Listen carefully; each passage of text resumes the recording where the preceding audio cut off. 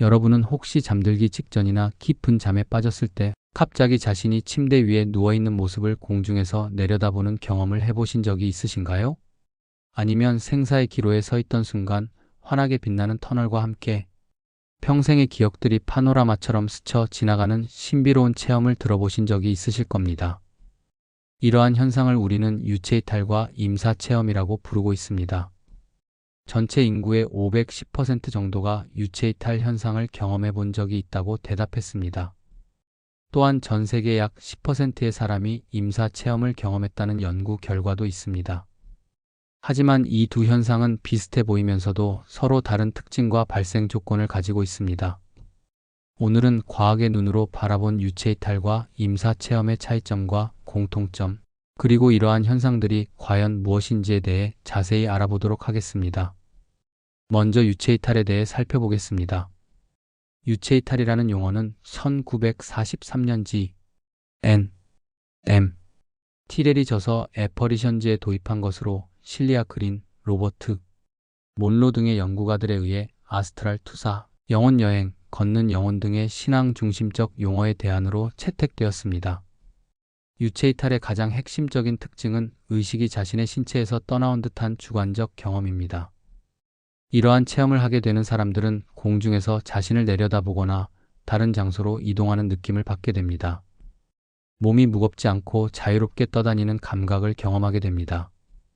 유체이탈이 발생하는 상황은 매우 다양합니다. 가장 흔한 경우는 수면마비, 즉 가위 눌림 상황에서 일어납니다. 깊은 명상이나 트랜스 상태에서도 나타날 수 있고 극도의 피로나 스트레스를 받았을 때도 경험할 수 있습니다. 또한 사고나 쇼크와 같은 갑작스러운 상황에서도 유체이탈이 일어날 수 있습니다. 특히 유체이탈의 중요한 특징은 반드시 죽음의 위기가 없어도 된다는 점입니다. 즉, 살아있는 상태에서도 충분히 일어날 수 있는 현상입니다. 이것이 바로 임사체험과의 가장 큰 차이점 중 하나입니다. 실제로 한 경험자는 평소와 같이 새벽에 잠이 들었는데 어느 순간 갑자기 침대 위에서 저를 바라보게 되더라고요. 그리고 제가 그 육체에서 벗어났다는 느낌이 정말 강하게 들었습니다라고 자신의 체험을 생생하게 증언하고 있습니다. 그렇다면 과학계에서는 유체이탈을 어떻게 설명하고 있을까요?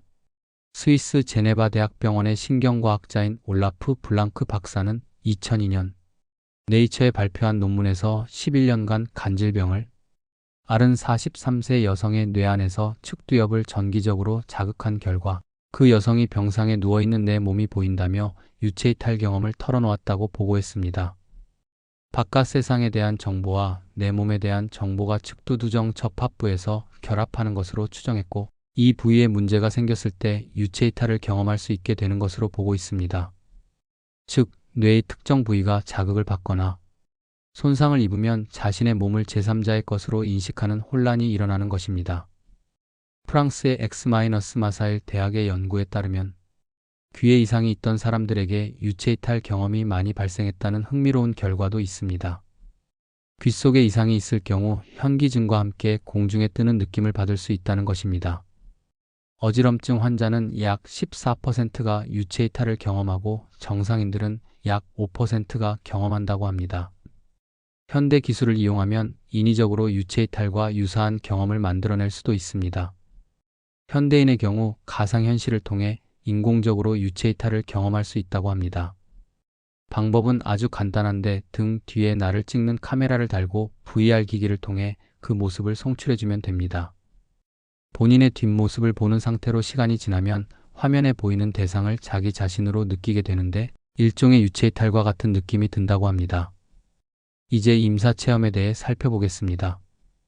임사체험은 영어로 Near Minus Death Experience라고 하며 말 그대로 죽음과 가까운 경험, 거의 죽는 체험을 의미합니다. 임사체험의 핵심 특징은 생명이 꺼져가거나 의학적으로 죽음에 매우 가까운 상황에서 나타나는 특별한 체험이라는 점입니다. 심장마비, 큰 사고나 수술 중 위기 상황, 익사나 대량 출혈 등으로 의식을 소실하기 직전의 상황에서 발생합니다. 즉, 죽음 직전이거나 실제로 심정지나 호흡정지 등의 의학적 위기 상태가 필수 조건입니다. 임사체험에서 나타나는 경험 내용은 유체이탈보다 훨씬 복합적이고 광범위합니다. 자신의 영혼이 육체로부터 분리되어 나와 죽어있는 자신을 내려다보는 유체 이탈을 비롯해 어두운 터널을 지나다가 휘황찬란한 빛을 발견하고 평화로운 감정을 느낀다는 것이 일반적입니다. 또한 사망한 가족이나 친구와 조우하는 경험, 평생의 기억이 파노라마처럼 스쳐 지나가는 현상, 강렬한 평화감과 초월적 존재의 체험 등이 포함됩니다. 빛, 신, 천사, 사랑하는 사람, 그곳으로 건너간 사람들이 죽어가는 사람을 환영하는 저 세상을 경험한다고 보고되고 있습니다. 임사체험 연구는 상당한 역사를 가지고 있습니다. 임사체험의 연구는 유럽의 지질학자인 알베르트 하임이 등산 시의 사고로 자신이 임사체험한 계기로 시작해서 1892년에 발표 및 착수했습니다.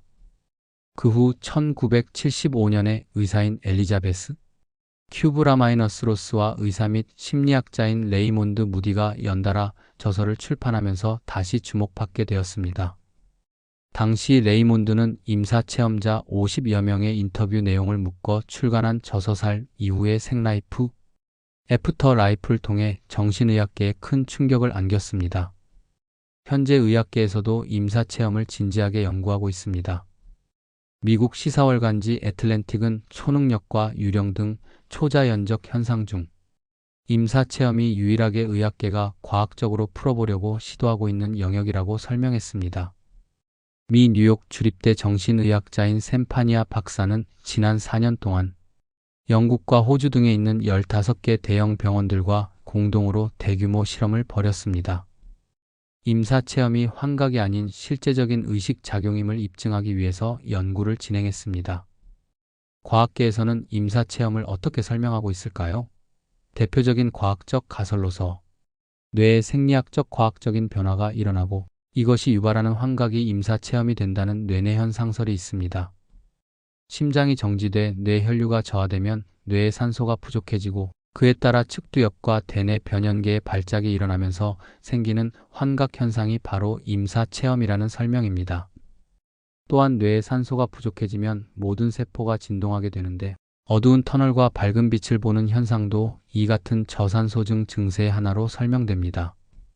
그런데 심장이 마지막으로 고동친 후 뇌의 전반적 활동은 급격히 감소했지만 저주파 감마 영역의 진동은 강도가 증가한 것으로 밝혀졌습니다. 또한 죽음을 앞둔 생쥐의 뇌 앞부분에서 나타나는 신경의 발화 패턴이 뇌의 양옆과 뒷부분으로 퍼져나가는 하향적 신호 전달이 각성 상태에 비해 자그마치 8배나 증가한 것으로 밝혀졌습니다. 이는 뇌의 활성이 마지막 몇 초 동안 폭발적으로 증가했다는 것을 의미합니다. 신경과학자인 올라프 블랭크와 서베스천 디게즈는 임사체험의 종류를 두 가지로 분류했습니다.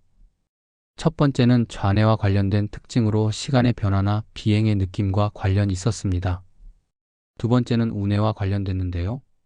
영혼을 보거나 영혼과 이야기를 나누는 행위, 혹은 낯선 목소리를 듣거나 음악 소리를 듣는 것과 관련이 있었습니다. 이제 유체이탈과 임사체험의 차이점과 공통점을 정리해 보겠습니다. 가장 큰 차이점은 발생 조건입니다. 유체이탈은 죽음의 위기 없이도 평상시에 경험할 수 있는 현상인 반면 임사체험은 반드시 죽음 직전이나 의학적 위기 상황에서만 발생합니다. 경험 내용의 복잡성에서도 차이가 있습니다. 유체이탈은 주로 자신을 객관적으로 바라보는 단순한 체험에 집중되어 있지만 임사체험은 유체이탈을 포함하여 터널, 빛, 고인과의 만남, 인생회고 등 훨씬 복합적이고 광범위한 체험을 포함합니다. 따라서 유체이탈은 임사체험의 한 요소가 될 수 있지만 임사체험은 유체이탈보다 훨씬 범위가 넓고 포괄적인 현상이라고 할 수 있습니다. 공통점으로는 두 현상 모두 의식이 몸을 떠나는 듯한 감각을 경험한다는 점이 있습니다. 또한 두 현상 모두 현재 뇌과학 연구의 주요 관심 대상이 되고 있으며 뇌의 특정 부위와 연관성이 있다는 점에서 공통점을 찾을 수 있습니다. 하지만 이러한 과학적 설명들도 완전하지는 않습니다. 일부 과학자들은 이 연구 결과에 대해 의문을 제기하고 있습니다. 생쥐들이 마취된 상태였기 때문에 예기치 않게 뇌의 반응에 영향을 미칠 수 있다는 것입니다. 게다가 생쥐의 뇌에서 발생한 의식의 징후를 인간의 임사체험과 견주는 것은 무리가 있다는 주장도 많습니다. 여러 가지 과학적 설명에도 불구하고 임사체험은 아직까지 완전히 이해되지 않는 부분이 많습니다. 특히 유체이탈의 과학적 검증에는 한계가 있습니다. 유체이탈이 정말 가능하다면 유체이탈이 가능한 대상을 밀폐된 공간에 격리하고 공간 밖에서 다른 사람이 적은 글자를 맞힐 수 있어야 합니다. 실제 1968년 위와 같은 실험을 진행하였을 때 테스트에서 통과한 사람이 있었는데 실험자가 졸고 있을 때 몰래 확인한 것으로 보이는 정황적 의심이 있어 확실하지 않았으며 그 이후에도 많은 연구가 진행되었지만 통과한 사람은 단 한 명도 없다고 합니다. 이러한 현상들은 우리에게 근본적인 질문을 던집니다. 임사체험의 연구 성과가 보급됨에 따라 종래 신경과학 연구의 전제인 마음의식은 뇌가 낳는다는 심내, 이 원론에 의문을 제기하는 목소리도 있습니다. 벤 롬멜은 임사체험을 연구한 결과 의식은 본래는 시공을 넘은 장소에 있는 것은 아닐까 생각하게 되었으며 뇌가 의식을 만들어내는 것이 아니라 뇌에 의해 의식이 지각되는 것은 아닌가 하고 말합니다. 임사체험은 뇌 기능이 정지된 상태에서도 의식이 존재했다는 보고가 있어 의식이 뇌의 산물인지 아닌지를 둘러싼 철학적 과학적 논쟁의 중심이 되고 있습니다. 실제로 임사체험이 단지 뇌의 환상일 뿐이라고 믿었던 세계적인 뇌의학 전문가가 실제로 임사체험을 경험한 뒤 천국은 실제한다는 책을 펴내 화제가 되고 있기도 합니다. 하버드대 메디컬 스쿨에서 15년간 교수와 의사로 근무한 이븐 알렉산더가 바로 그 주인공입니다. 흥미로운 점은 임사체험 이후 체험자들에게 나타나는 변화입니다. 환각 후에는 불안, 혼란, 정신적 후유증이 남는 경우가 많지만 임사체험 후에는 죽음에 대한 공포가 줄고 영적 관심이 커지며 삶의 태도가 이타적으로 변하는 장기적 변화가 흔합니다. 미국에 사는 어떤 임사체험자는 스스로의 변형에 대해 이렇게 정리했습니다. 임사체험이 일어나기 전 나의 우선순위는 엉망이었다. 그 순위가 완전하게 뒤집혔다. 맨 위였던 것이 맨 밑이 되었다. 인생을 하루하루 소중히 사는 것을 알았다. 이러한 긍정적 변화는 단순한 환각이나 뇌의 오작동으로는 설명하기 어려운 부분입니다. 임사체험은 놀랍게도 문화와 종교를 초월해 터널 통과, 빛의 존재, 과거 회상, 고인과의 재회, 돌아오라는 메시지 등 공통된 구조를 가집니다. 하지만 동시에 구미나 아시아에서는 그 체험 내용의 차이도 볼 수 있기 때문에 그것들은 객관적인 체험이라고는 부르지 못하며 뇌내의 화학 반응이 낳은 환상이라는 견해가 있습니다. 현재 유체이탈과 임사체험에 대한 연구는 다양한 방향으로 진행되고 있습니다. 신경과학자들은 뇌 피질의 전기 자극을 통해 유체이탈 체험과 같은 복잡한 체성 감각 환각을 인위적으로 유도할 수 있음을 알아냈습니다. 연구자들은 165가지 항정신병 약물 중 하나를 복용한 1만 5천 명과 임사체험을 했다고 주장하는 625명의 이야기를 비교했습니다.